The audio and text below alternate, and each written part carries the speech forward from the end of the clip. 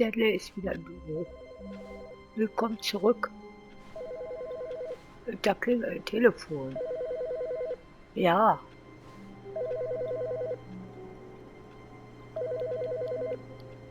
Ja, hallo.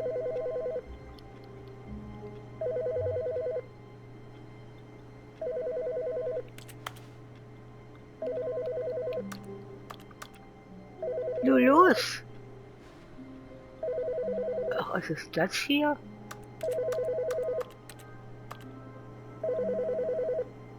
Welches Telefon klingelt denn hier?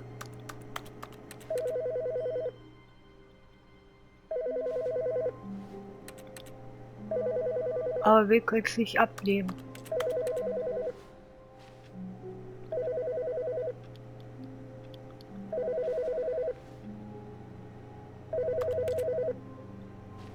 Okay. Wie soll es weiter klingen? Alles ist was Neues.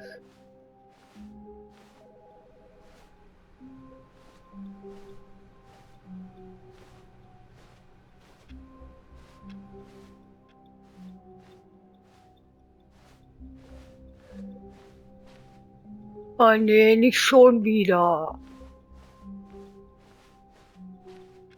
Oh.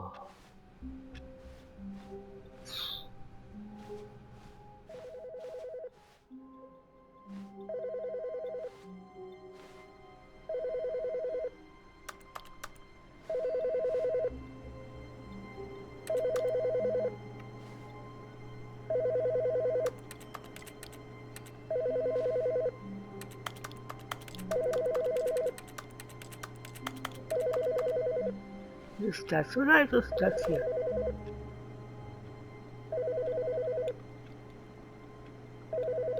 Oh Mann.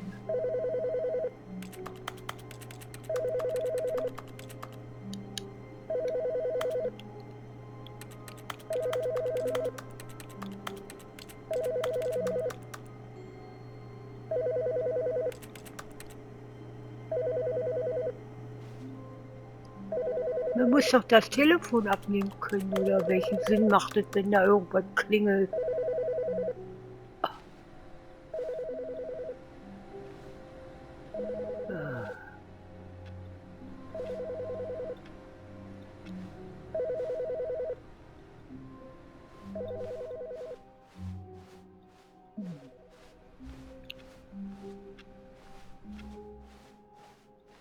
Okay. When Stanley came to a set of two open doors, he entered the door on his left.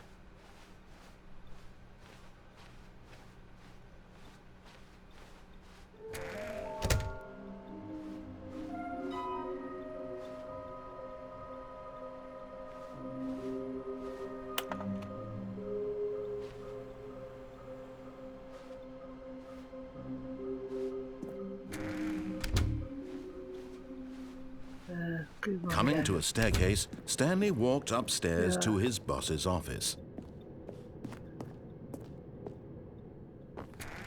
Spiegelt mir auf die Nüsse. Stepping into his manager's office, Stanley was once again stunned to discover not an indication of any human life. What could it mean? Stanley wondered aloud to nobody. He began wildly tearing through papers on the boss's desk, pulling books off the shelf, looking behind paintings. Stanley was in such a rush to get through the story as quickly as possible, he didn't even have a single minute to just let the narrator talk. That kind of anxiety isn't healthy, so he relaxed for a few moments with some calming New Age music. Ah, ja.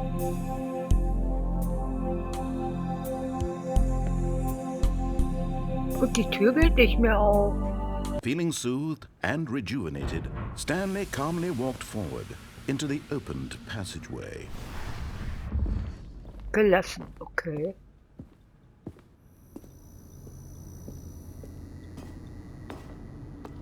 Stanley geht gelassen dahin.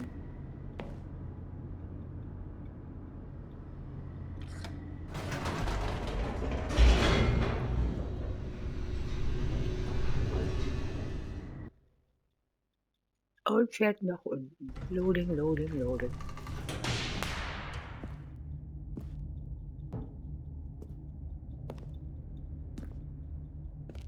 Stanley walked straight ahead through the large door that read Mind Control Facility.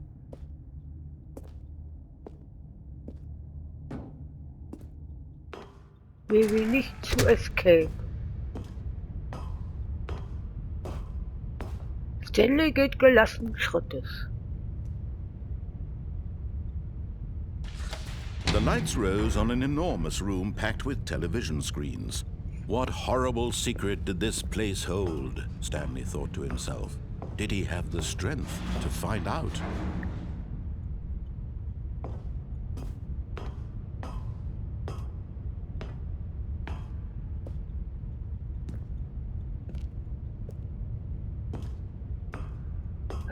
Okay. Jetzt geht er nicht mehr so gelassen. Jetzt rennt er. Now the monitors jumped to life, their true nature revealed. Each bore the number of an employee in the building, Stanley's co-workers. The lives of so many individuals reduced to images on a screen, and Stanley, one of them, eternally monitored in this place where freedom meant nothing.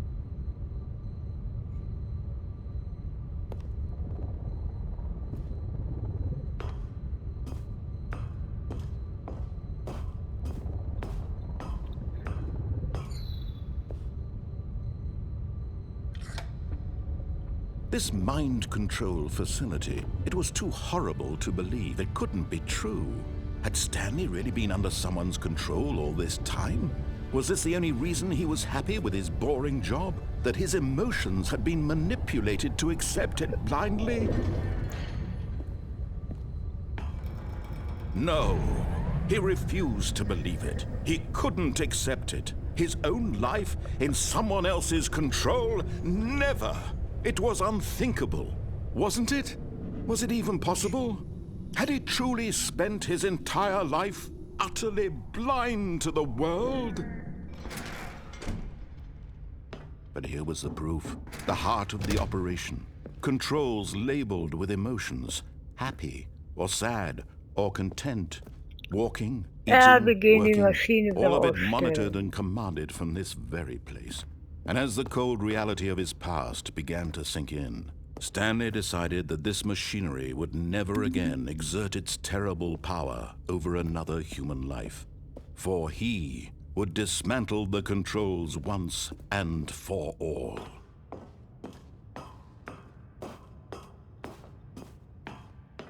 Gelassen Schrittes. Systempower auf.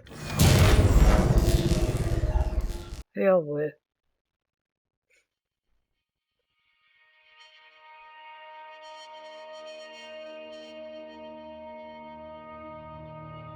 Blackness and a rising chill of uncertainty.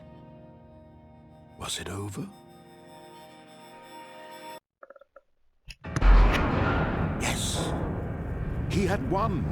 He had defeated the machine, unshackled himself from someone else's command. Freedom was mere moments away.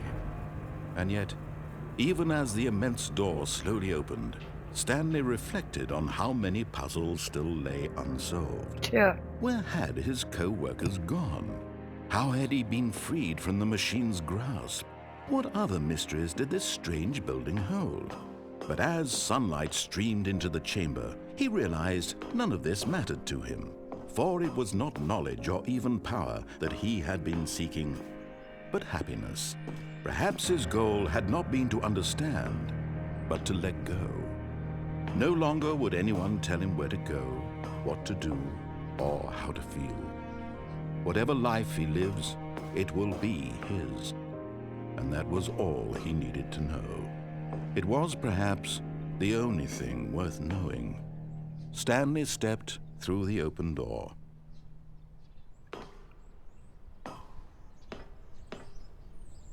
Okay. Stanley felt the cool breeze upon his skin, the feeling of liberation, the immense possibility of the new path before him. This was exactly the way, right now, that things were meant to happen. And Stanley was happy. Ja, ich auch.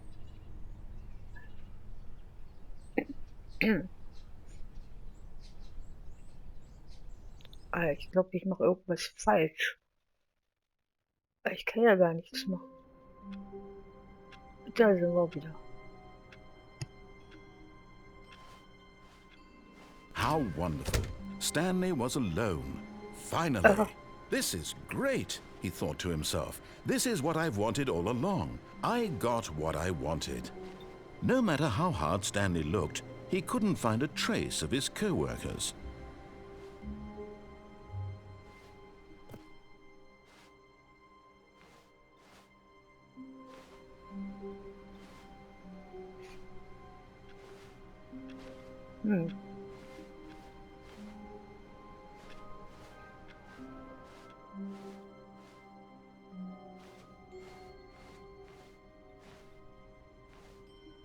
Nee, da gehe ich jetzt nicht mehr ran.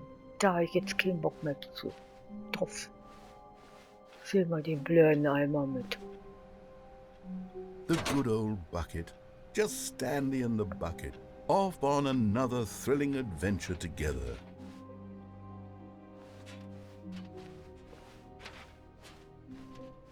Huch. Stanley clutched the bucket tightly to his chest and entered the door on his left. Ja, jetzt gehen wir wieder hier lang. Diesmal mit Eimer.